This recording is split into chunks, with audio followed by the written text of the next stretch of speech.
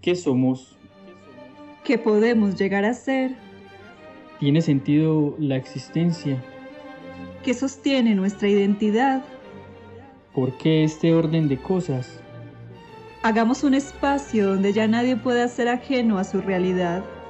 Pensémonos, pensemos lo humano. Un cordial saludo para todos y todas las que nos escuchan hasta ahora. Les damos la bienvenida una vez más a los podcasts de Pensar lo Humano.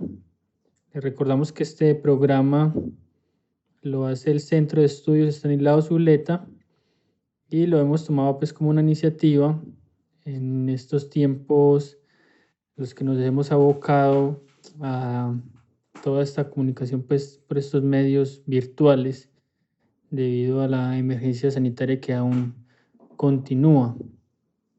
El día de hoy, y a propósito de la virtualidad y el distanciamiento social al que nos hemos visto obligados, hemos querido abordar un tema muy actual y es el de la virtualización de la educación en tiempos de pandemia, refiriéndonos pues precisamente o de manera pues, más particular a la educación virtual a la que varias universidades e instituciones públicas de colegios y de diferentes órdenes de la formación se vieron obligados a realizar para no cancelar los semestres y intentar por ese medio pues continuar la formación que venían estado impartiendo.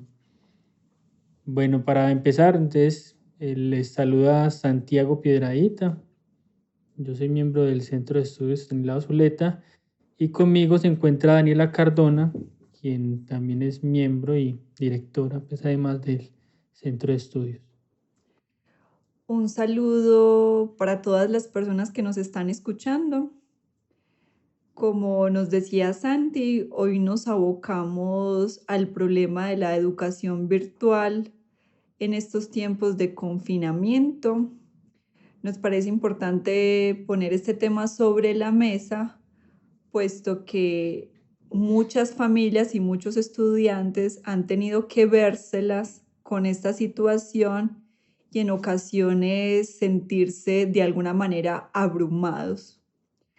Lo primero que quisiéramos decir antes de llamar a un primer compañero que nos va a acompañar en esta conversación, Fernando Pérez del periódico Desde Abajo, que ya nos había acompañado una vez anterior, antes de hacerle la llamada a él, quisiéramos introducir los siguientes aspectos por los cuales transcurrirá esta reflexión.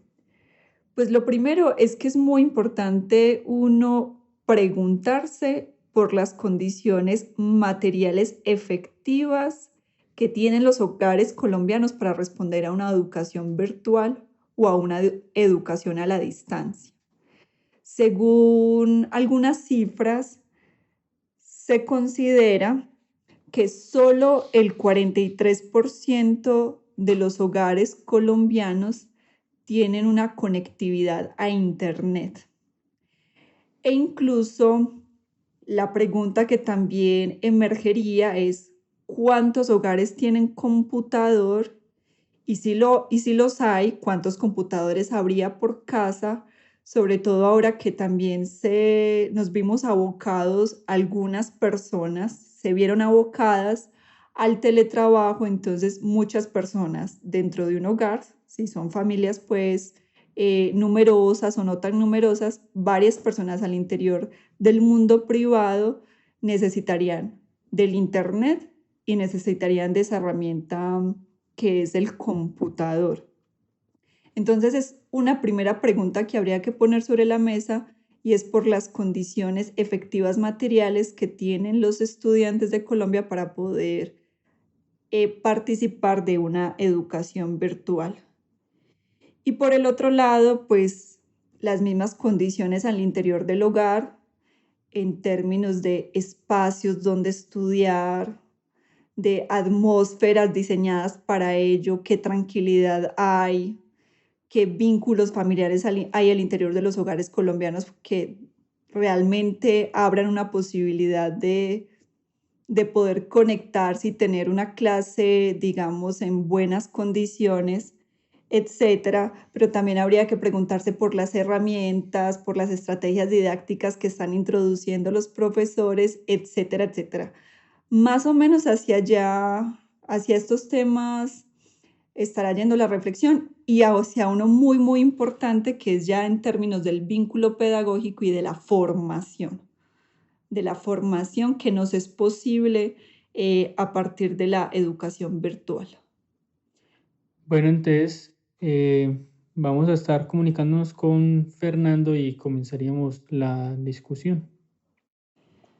Saludamos a Fernando, que ya se encuentra con nosotros y quisiéramos entonces preguntarle el qué piensa respecto a la virtualización de la educación en estos tiempos de pandemia y qué nos podría decir en torno a lo que veníamos conversando, las condiciones materiales, la capacidad de los docentes para enfrentar esto, las condiciones en las familias, etcétera, etcétera. ¿Qué tendrías para decirnos, Fernando? Hola, buenas tardes. Bueno, inicialmente pues quisiera comentar que es un tema que hoy todos estamos como viviendo, porque de una u otra manera estamos relacionados con personas que tienen que hacer, por ejemplo, teletrabajo, o simplemente pues se les ha exigido que su proceso formativo continúe de manera virtual o digital.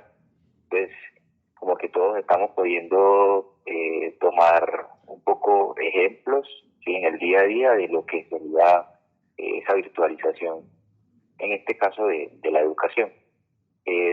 Habría que resaltar algo. Inicialmente a mí me gustaría partir de algo, y es, hay un dato muy interesante, bueno, y muy desafortunado, y es que la violencia intrafamiliar aumentó.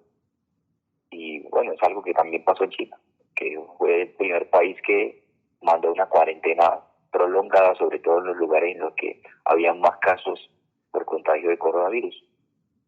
En el caso colombiano, pues no se hizo esperar, y ya marzo es el mes con más casos de denuncia por maltrato. Entonces ahí ya estamos un poco introduciéndonos a que ese escenario o ese espacio donde ahora tendría que estar, como quien dice, teniendo su lugar, el aprendizaje, que ese lugar es la casa, porque no podemos salir de ella, está atravesado por unos momentos de violencia. Y eso no es un dato menor, sobre todo la violencia contra las mujeres. Y si nos vamos un poco más allá, pues la mujer también se le ha relegado siempre esos oficios del cuidado de los niños. En este caso yo tengo compañeras que como docentes o como estudiantes, pues se ven abocadas a tener que continuar con unos oficios que normalmente no estarían acostumbradas, pero que ahora en su defecto les toca por una cuestión del género. Entonces eso, creo yo, va marcando un poco de que nosotros, más allá de decir tenemos que pasar la formación presencial a virtual y a todas las condiciones están dadas, sería muy atrevido si llegáramos a garantizar que todos tienen la conectividad, que ya supongo que ustedes han hablado un poco de eso, y es que pues el acceso a internet en los hogares en Colombia no llega al 50%, lo que quiere decir que ya estamos excluyendo una gran parte de la población. Ya luego, si tuviera acceso a internet, entonces tendríamos que ver qué condiciones hay dentro de esa casa, cuántos tienen acceso al computador, cuántos computadores hay para cuántas personas, y sobre todo esas personas qué situaciones de estrés o de violencia están viviendo en su día a día. Seguido, habría que tener en cuenta que cuando no tenemos unos contenidos que previamente fueron preparados de forma virtual, queda un poco difícil en tiempo récord trasladarlos así sin más con un clic. Y eso lleva a que los estudiantes, por ejemplo, en estos momentos estén viviendo momentos de saturación, es decir, no aguantan tantas actividades que les están mandando, y los docentes también un poco por la falta quizás de formación o recursos, terminan abocados a terminar mandando talleres. Mandemos tareas, mandemos actividades, pero mandar actividades o mandar talleres no es lo mismo que, o sea, eso no es enseñar. Sí, bueno, yo partiría de algo, y es que ya como que estas cositas que estoy viviendo, como que uno las puede evidenciar ahí. Pero de pronto quisiera avanzar como con ese pensamiento de Freire que decía que enseñar no es lo mismo que transmitir conocimiento, ¿cierto? Fernando, No es yo te mera transmisión quisiera de conocimiento. ahí decir algo para que continúes.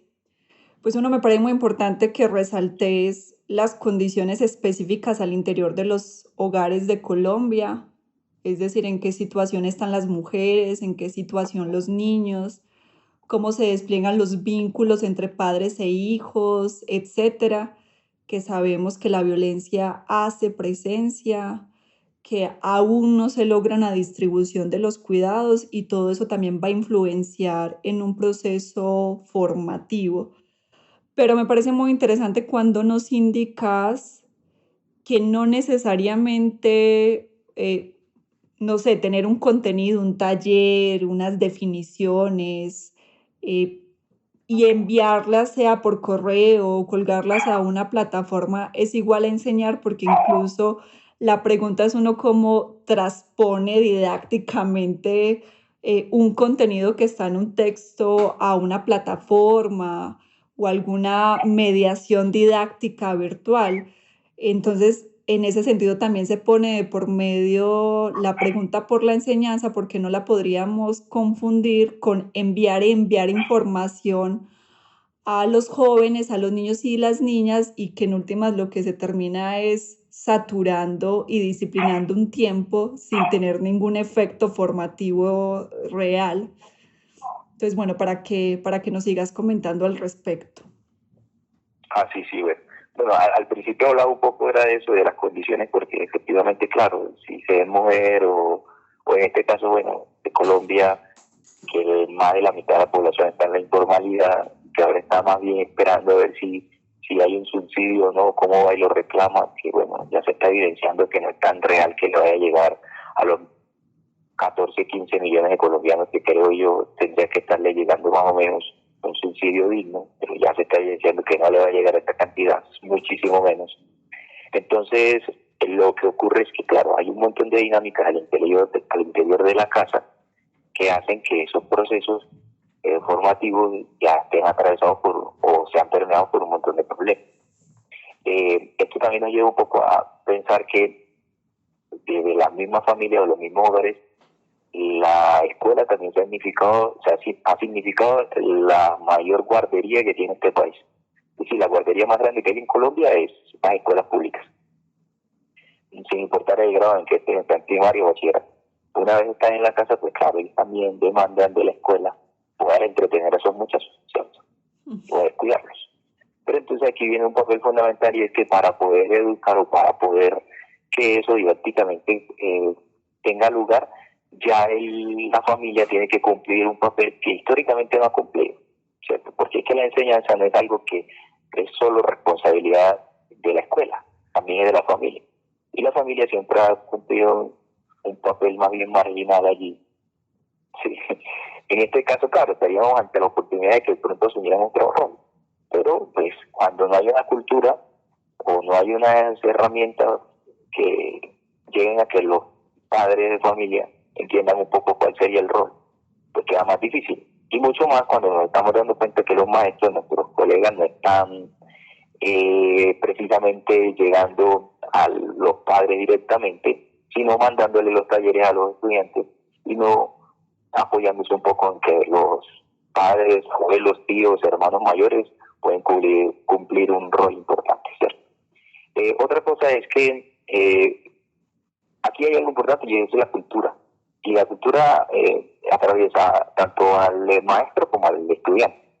Es como cuando una escuela, un estudiante por primera vez recibe un maestro que quiere hacer la clase diferente. Y inmediatamente hay un choque. Tanto los estudiantes como los otros maestros ven a ese docente como un inoportuno, porque viene a hacer las cosas diferentes. Entonces hay un choque allí. Bueno, estaría pasando algo parecido cuando un estudiante no está acostumbrado a estar frente a estas nuevas formas de recibir o impartir su formación, en el caso de estudiantes y maestros, ante algo extraño, algo raro, algo que para ellos no es ameno. Cuando yo menciono que, por ejemplo, falta formación en términos de los maestros, es porque falta formación real en el manejo, por ejemplo, de este tipo de recursos, porque no hay una prevención, o sea, no es solo aprender, sino aprender, tomar este tipo de herramientas. Y es que los docentes, más allá de que han recibido capacitaciones en el uso de recursos, de las TICs, ¿sí? O las tecnologías de la información para la enseñanza, no las han asumido como tal, no las ponen en práctica. Y ahora les está tocando correr un poco, como quien dice, por la necesidad de utilizarla. Luego, entonces no van a poder materializarlo de la mejor manera porque previamente no se prepararon.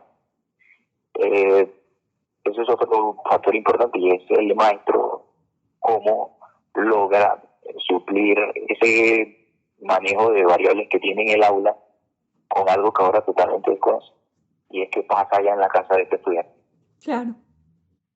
Y bueno, y que siguen siendo, pues en el caso de la educación pública, en la básica secundaria y en la media, pues debe seguir siendo muy complejo si es en la presencialidad tener 40, 50 estudiantes, que eso se te traslade a la virtualidad, pues a más de aún no saber muy bien cómo usar las herramientas, cómo hacer un proceso de formación que realmente tenga algún efecto en los estudiantes usando esos medios, pues los problemas de la presencialidad, alguno de esos problemas en la presencialidad también se va a terminar trasladando a la virtualidad. Fernanda, a mí me gustaría que antes de que nos despidiéramos de vos, nos hablases sobre hacia dónde podría terminar yendo esto, porque la educación a distancia en este momento está saturando los tiempos de los niños, las niñas y los jóvenes, está mostrando pues muchas dificultades para que efectivamente se lleve a cabo, pero uno podría decir que también hay una regulación de los tiempos, de los cuerpos, de las prácticas en la cotidianidad de esta cuarentena y que no solamente están saturados los tiempos de los estudiantes, sino de los maestros y las maestras.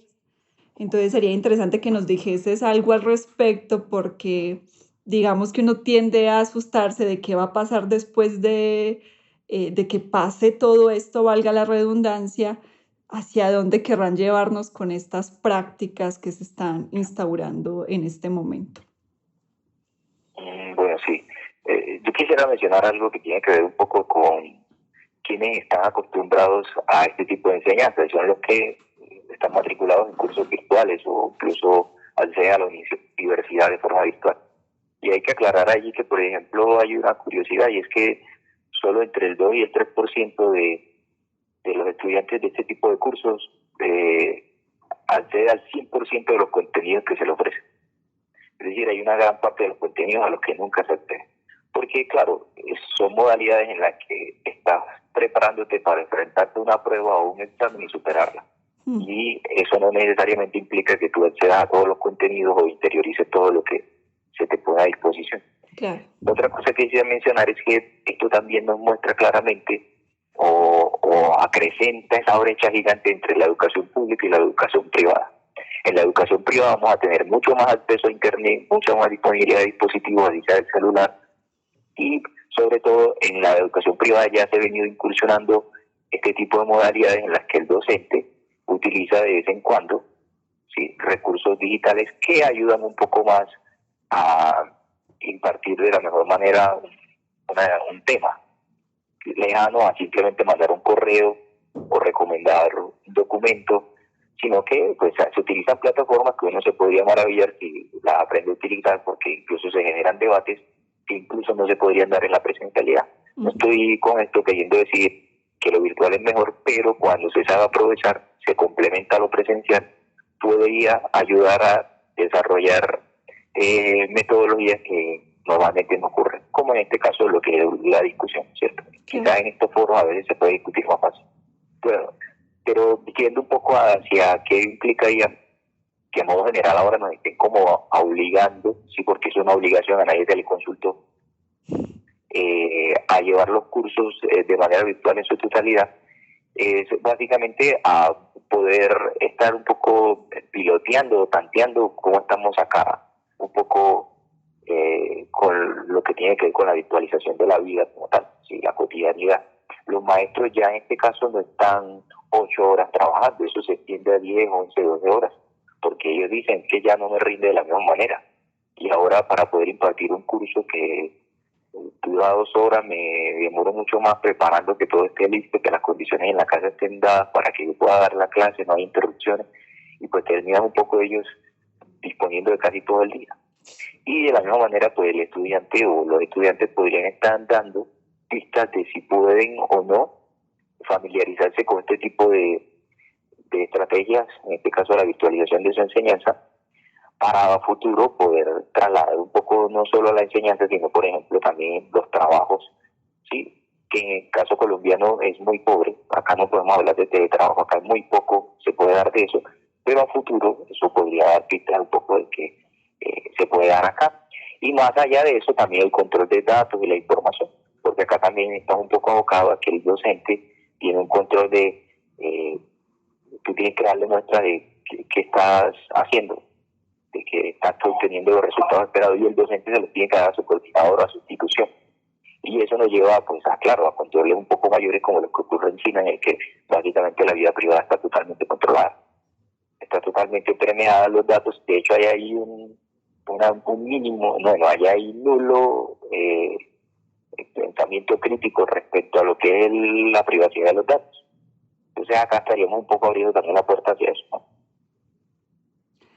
No, Fernando, pues muchísimas gracias por estas palabras que nos ofreces. Creo que nos abre luces y caminos pues para tomar una posición crítica frente a esto de la virtualización de la educación en tiempos de pandemia. Muchas gracias, Fernando, por la compañía. No, dale, gracias a ustedes siempre ahí por tener en cuenta. Ahí seguimos charlando. Creo que son momentos en los que surgen demasiados temas para conversar y un poco replantearse la forma en la que habitamos este mundo. Y pues este es uno entre otros tantos que amerita que tengamos la oportunidad de discutirlo, de charlar. Claro que sí, Fernando. Entonces, seguiremos conversando. Un abrazo. Dale, que estés muy bien.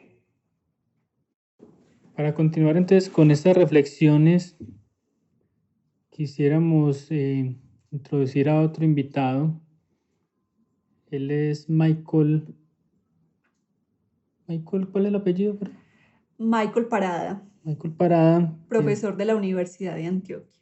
Sí, y que en su momento pues, fue compañero de Daniela en la carrera.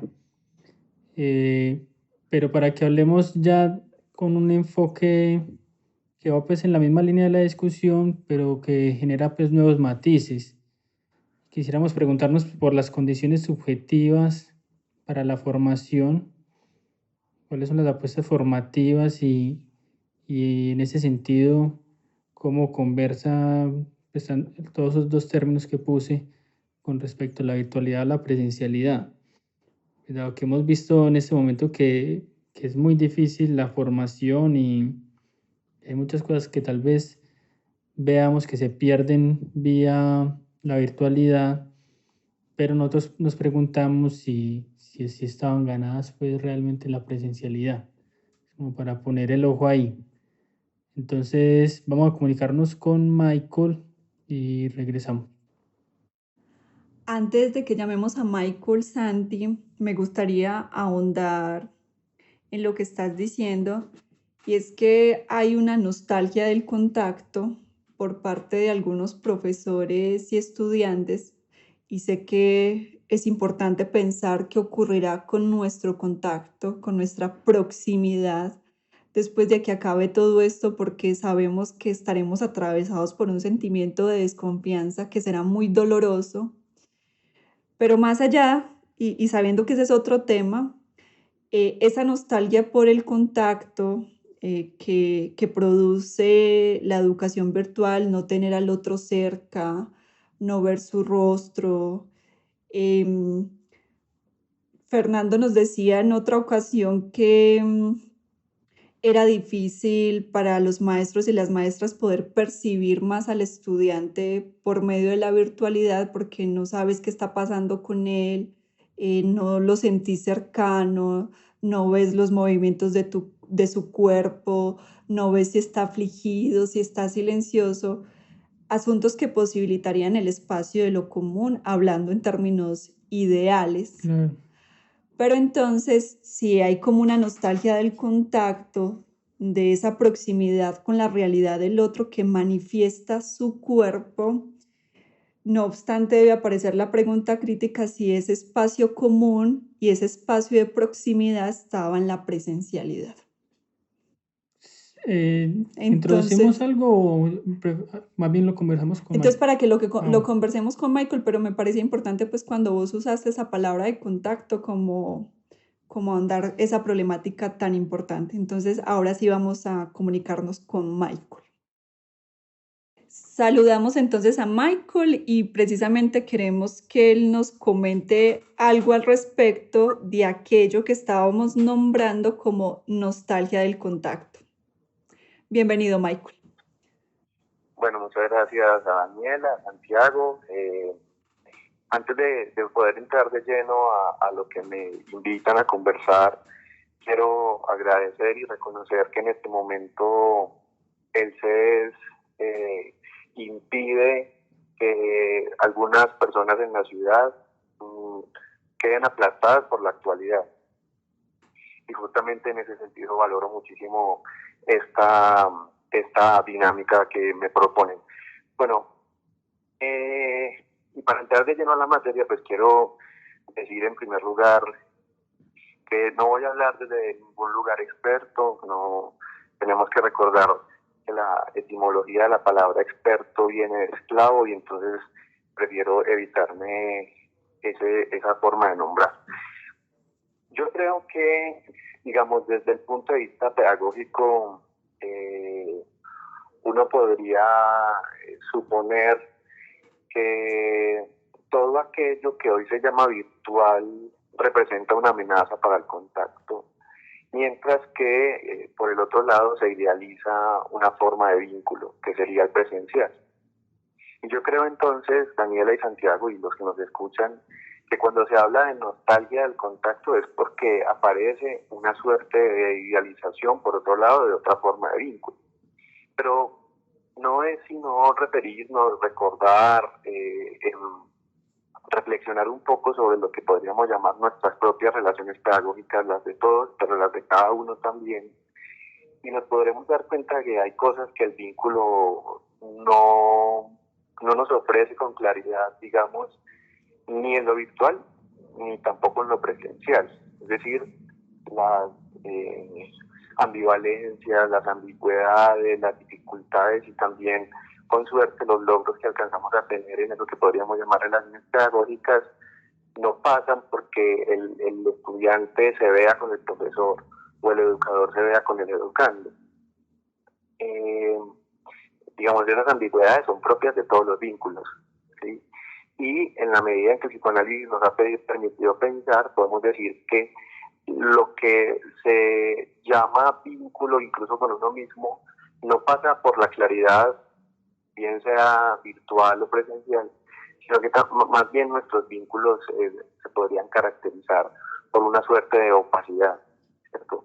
Es más lo que empieza a suceder en los intersticios, es más lo que empieza a suceder en los umbrales, es más lo que empieza a suceder en esos puntos en los que no hay ni luz ni sombra y que podríamos llamar unos claroscuros relativamente extraños, en donde se gesta lo que el vínculo puede o impide pensar en relación con las dos, digamos, con los tres elementos propios de un vínculo que podríamos llamar educativo. Estoy diciendo el educador, el educando y el saber o los saberes más bien que este vínculo propone, habilita, tienta, abre. Y en ese sentido entonces podemos decir que eso que ustedes nombran nostalgia del contacto no pasa, repito, sino por la idea de que habría un vínculo ideal que sería el presencial. Y nos encontramos justamente con que en el vínculo presencial también ocurren opacidades, también ocurren ambivalencias y también ocurren dificultades que no zanjan ni la presencialidad ni la virtualidad. Michael, en ese punto quisiera preguntarte algo. Entonces, ¿cómo nombrar el vínculo pedagógico, o mejor dicho, qué se puede decir de él para llevarlo hacia la reflexión de qué es lo que habilita en términos formativos? Un preámbulo para que me respondas. Se termina creyendo que la herramienta virtual, las TIC, per se, posibilitarán que el otro o la otra aprenda y aprehenda determinados contenidos, temáticas, etc. Y entonces se termina siendo pues como un fetichismo de la tecnología, creyendo que la tecnología misma va a solucionar el problema de la formación. Entonces, cuando decís que el vínculo es ambivalente, contradictorio en la presencialidad o en la virtualidad, cuando yo allá le pongo pues como el problema de la formación, que cuando digo formación es que nos es posible entender, habitar, comprender como seres humanos. Entonces, no sé, ¿qué podrías decir ahí con respecto a que el contenido virtual no nos sacará de la dificultad del vínculo formativo y el vínculo pedagógico en el sentido de poder habilitar mundos para el otro? Claro, justamente uno podría decir, quizás ahora lo puedo nombrar mejor, el problema de la formación no está ni en la tecnología ni en la presencialidad per se. No es ni en la tecnología por sí misma, ni en la presencialidad por sí misma. Ahora, uno podría decir, desde luego que el vínculo, el contacto, la relación pedagógica implica unas formas de presencia, que no pueden ser cualquier forma de presencia. Y eso implica que uno, digamos, en una larga tradición occidental al menos, podríamos decir que de lo que se ha encargado la ciencia, la filosofía, cierta filosofía, cierta pedagogía, es de lo que Pierre Legendre llama una cosa así como la razón descorporeizada. Entonces uno podría decir, justamente cuando yo quito el problema del cuerpo, que también es un problema de la formación, puedo caer en la idea de que lo que a mí me interesará fundamentalmente son las cabezas, ¿cierto? Y en ese sentido mantengo una decisión sobre el sujeto creyendo que justamente de lo que se trata la virtualidad o la presencialidad sea de la mera transmisión de contenidos. Uh-huh. Yo puedo creer que la relación que los estudiantes o los educandos tienen con la cultura es una relación con los contenidos. Y eso lo puedo yo transformar en una premisa tanto en la virtualidad como en la presencialidad.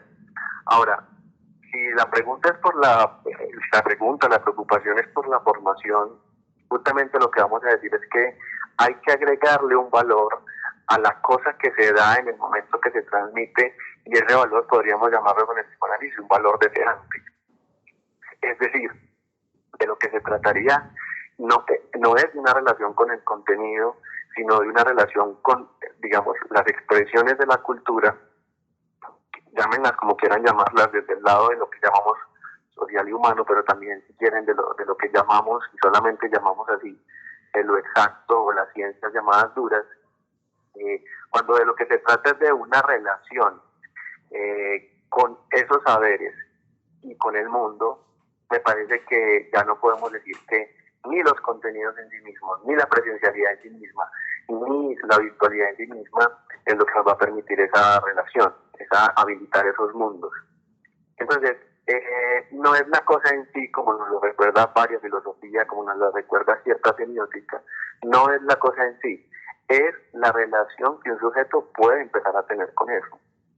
Y eso no me lo resuelve a mí, ni la presencialidad ni la virtualidad. Entonces, como bien lo decía Daniel ahora, uno podría no disponer, por ejemplo, estar en un aula de clase, sea universitaria, sea escolar, o en una relación que digamos fuera pedagógica por fuera de las instituciones clásicas de la educación, y uno podría decir, yo puedo estar ahí presencialmente y disponer todos los elementos para creer que lo que me interesa es que un estudiante repita un contenido o que un educando repita un contenido y puedo estar ahí con él, al lado, ¿sí?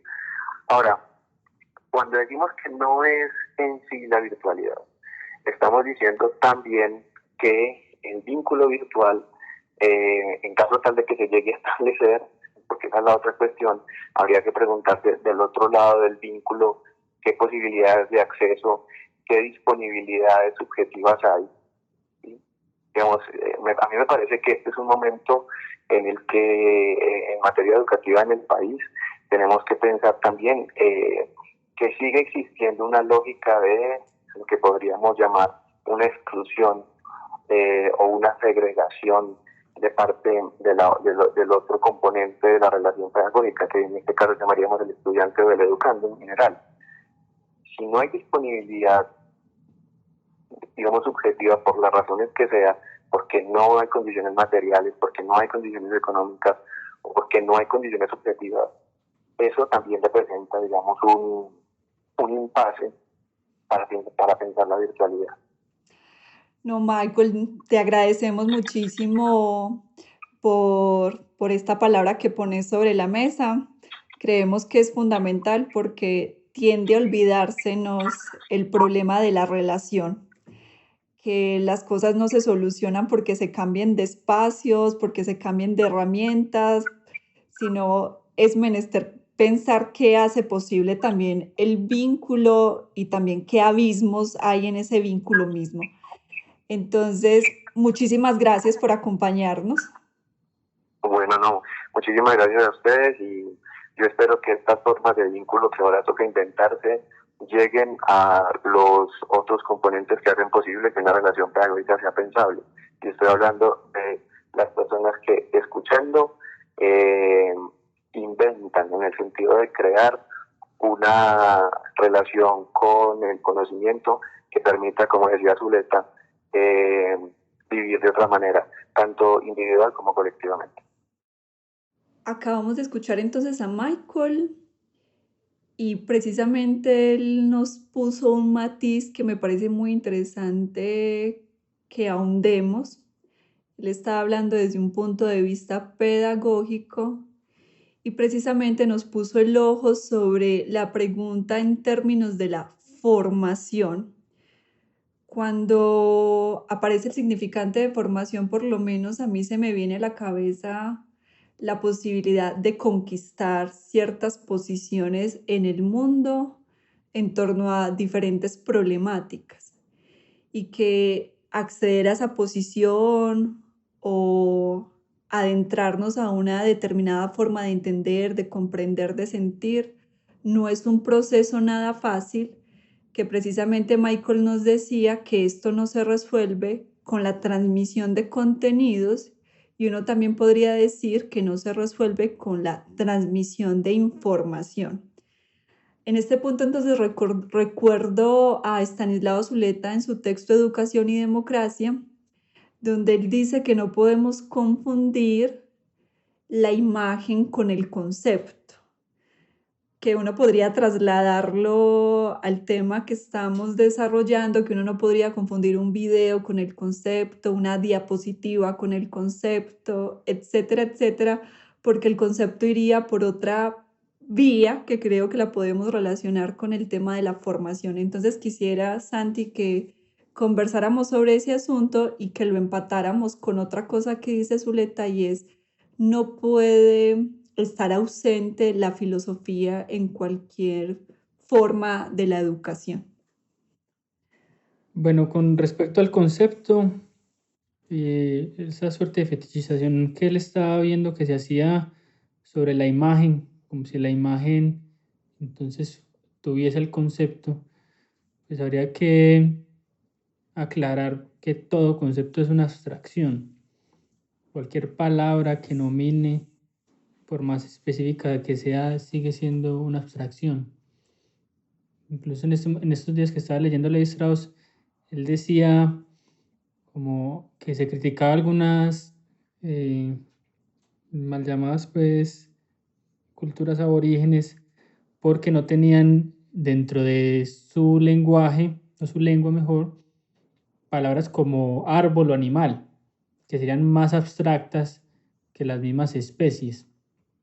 Pero él decía, pues vos si nombras una especie también estás haciendo una abstracción.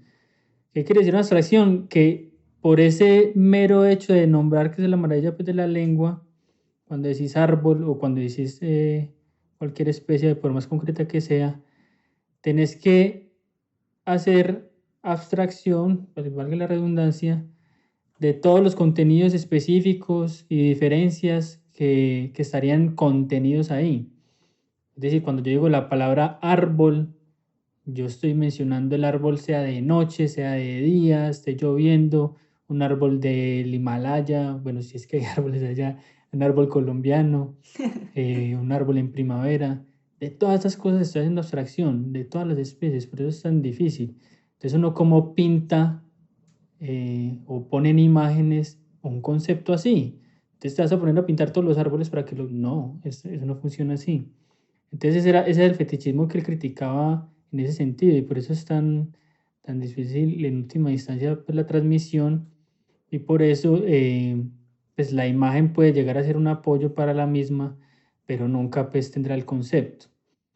Hay otras formas pues que para poner ejemplos, entonces, no sé, en un diccionario, entonces vas a ver que como el diccionario está con imágenes, voy a hacerme el concepto pues más fácilmente pero pues ya puse, ya sé cuál es la dificultad y sin embargo, pues uno puede pintar un árbol en última instancia, pero hay cosas que no se pueden pasar a imágenes, que es el recurso pues lingüístico no lo permite y ya la traducción pues entre lenguas, me refiero pues a la lengua, no sé, pictórica, a una lengua de la música, a una lengua de la matemática, a un lenguaje pues de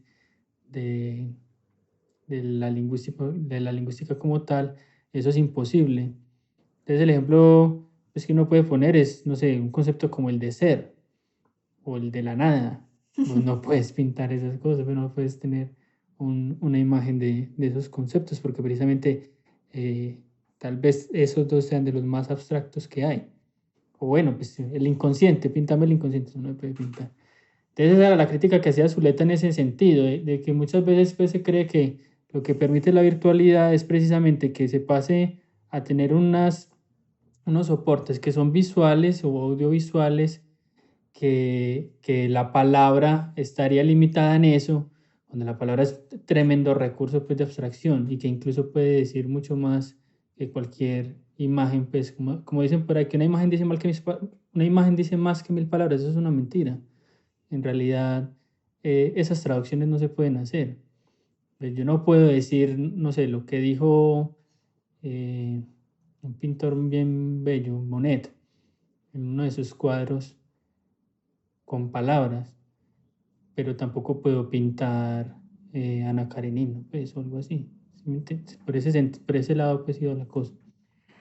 Me parece muy importante lo que nos subrayas porque yo creo que Zuleta de alguna manera estaba anticipando a dónde podría llevarnos este fetichismo con la imagen o con los soportes digitales o con los medios audiovisuales que importan si se toman como medios. Sí.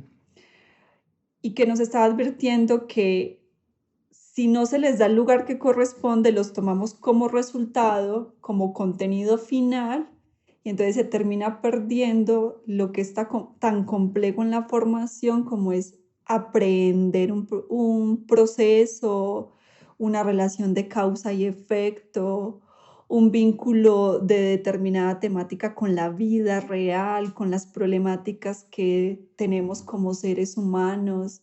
Zuleta tiene un ejemplo muy bello que por qué cuando nos enseñan geografía no se pregunta qué significa que un ser humano viva cerca al mar.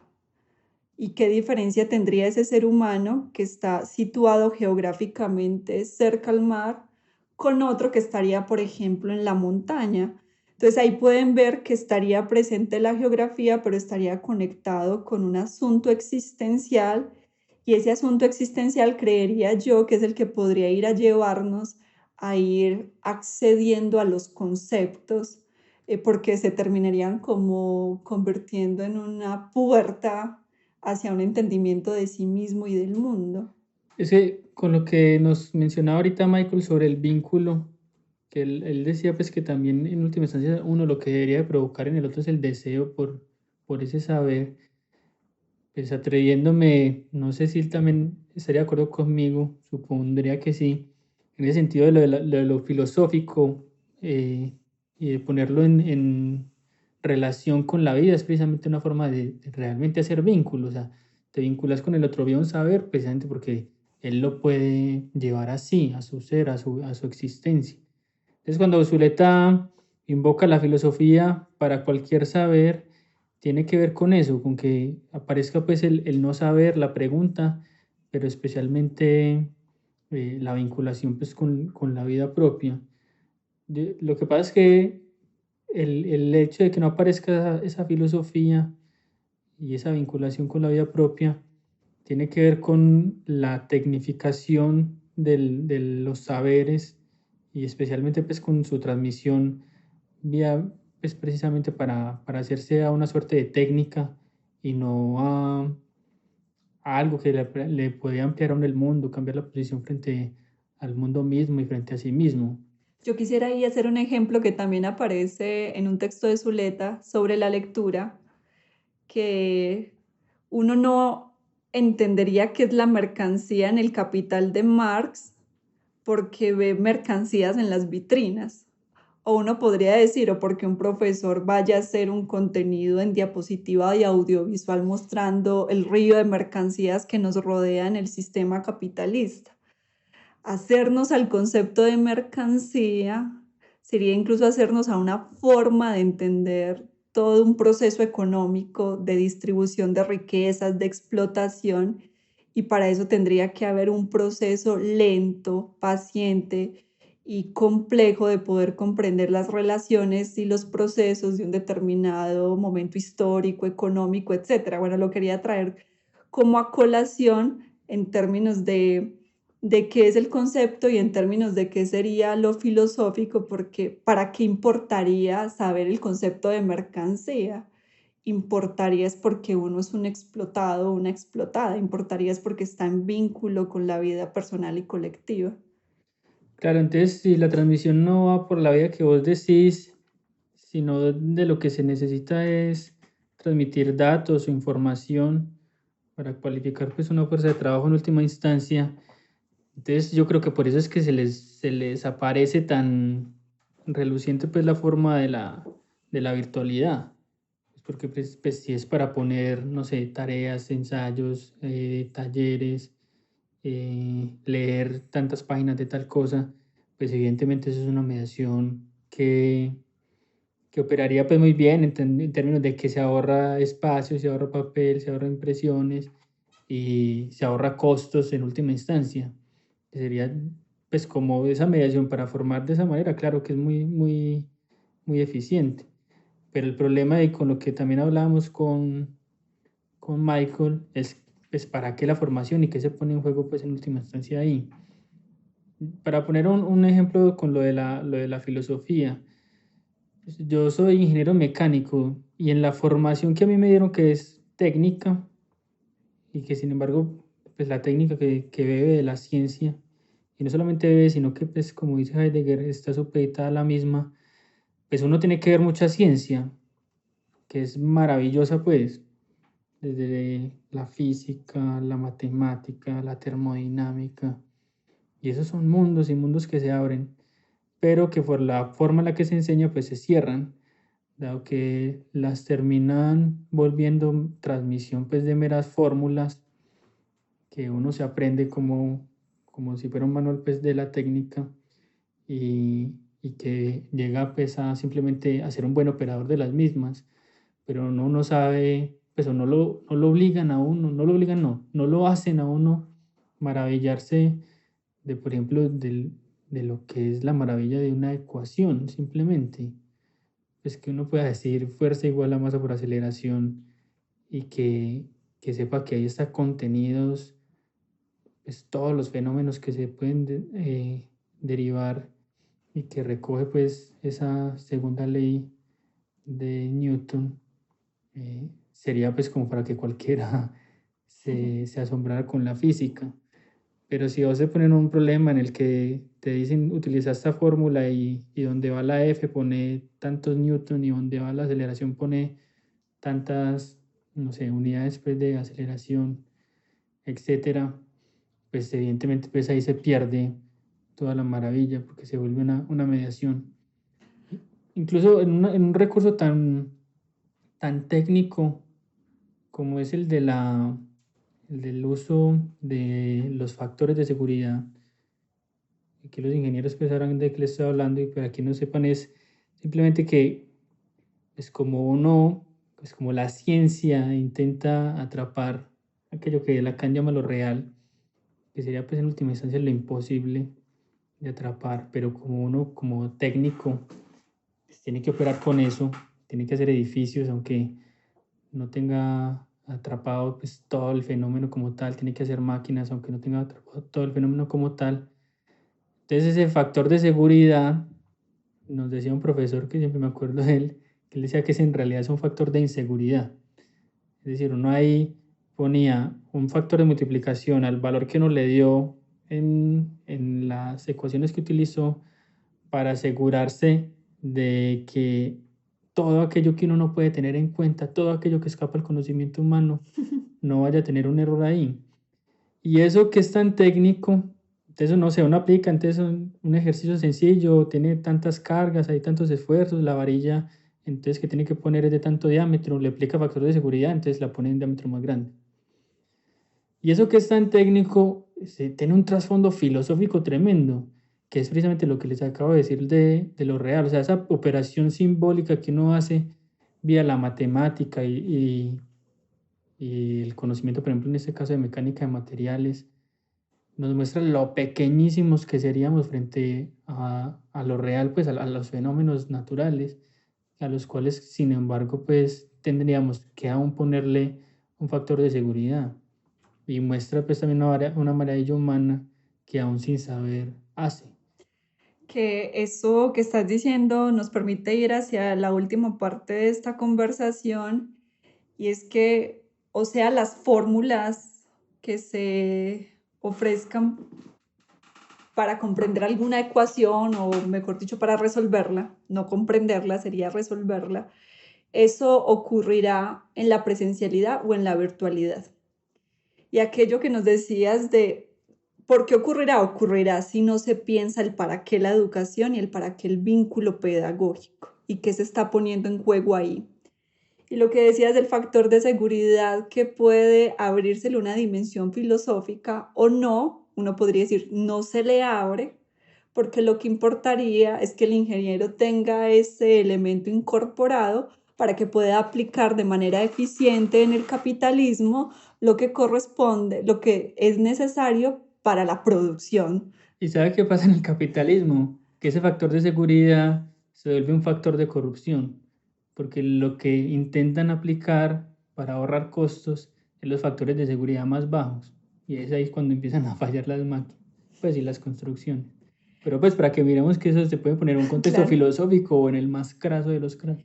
Y entonces precisamente lo que queremos poner aquí como problema para finalizar es que de fondo están las relaciones sociales que subyacen a todo sistema educativo y a todo proceso formativo. Es decir, nosotros no podemos desvincular las formas educativas actuales que tenemos con el modo de producción en la cual están insertas.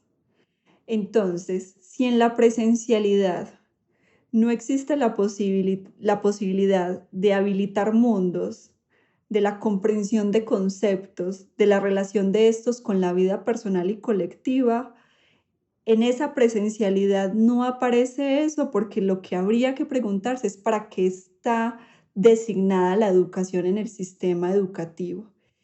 Y eso que ocurre en la presencialidad, donde lo que importa es saturar de información a los estudiantes para que luego den cuenta de ella en una evaluación. Y entonces las instituciones educativas puedan decirle al gobierno que se han cumplido con ciertos estándares curriculares. Si eso se traslada a la virtualidad, pues ahí ya no importó si se está haciendo en un espacio o en otro, con unas herramientas didácticas o con otras, porque en últimas la finalidad es la misma. Acumular información para poder mostrar que se está generando determinadas personas que a su vez podrán salir a un mundo productivo, y eso pues que sin introducir otros problemas, porque esa ilusión también se ha caído porque no es tan cierto. Entonces eso me parece muy importante que lo digamos, porque entonces si a casa se llevó el imperio de la nota, el imperio de la de la información desde la virtualidad, pues en ambos casos se está suprimiendo, digo en ambos casos, en la educación presencial o virtual, bajo el sistema hegemónico que tenemos, está suprimiendo el rostro, el cuerpo, la voz, el contexto del otro, etcétera, etcétera.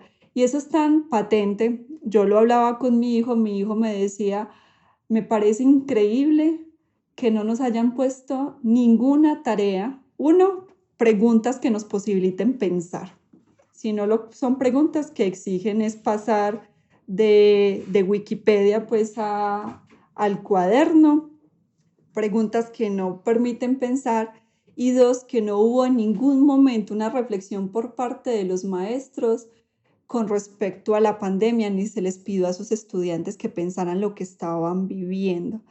Entonces, aparte de que tenemos todos estos problemas, es una educación descontextualizada, despolitizada, y que no se resolverá, insisto, o siendo presencial o siendo virtual, si no se va a la raíz del problema, que es el vínculo formativo, que es la relación con el concepto y que es la apuesta formativa en pro de procesos existenciales, de procesos sociales más potentes para la vida de todos. Bueno, les agradecemos su atención. Como verán, pues el tema tiene tanto de largo como de ancho.